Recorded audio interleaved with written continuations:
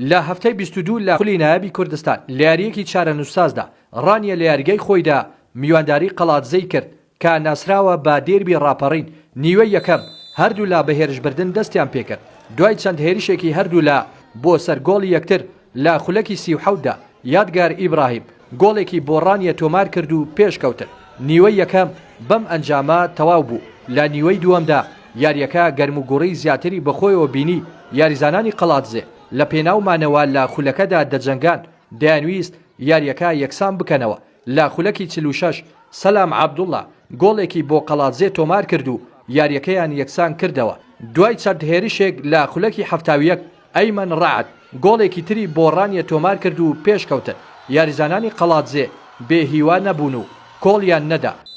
لە خولەکی 83 سەلام عەبدوڵڵا با لێدانی سزا گۆڵێکی تری بۆ قەڵاتزێ تۆمار کرد و یاریەکەیان یەکسان کردەوە تا کۆتایی یاریەکە وەک خۆی مایەوە و هەردوو لا بە 2 گۆڵ یەکسان بوون. ئەو ڕۆژ بەڕاستی بە ئەندازەی 1 ساڵی پیر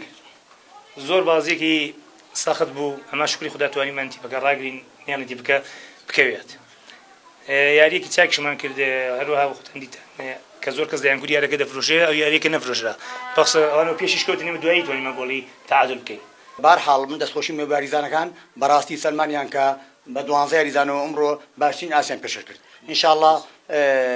لە داهاتوو ڕانیا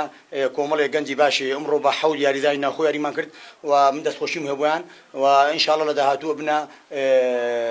ینی لە ڕووی کوالیتی یاریزانی باشی ڕانیا.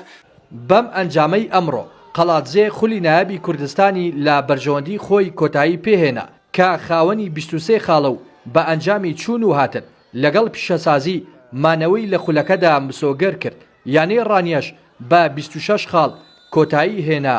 بە خولی نایابی کوردستان. ڕێناس ئەرسەلان کەناڵی پەیام ڕانیا.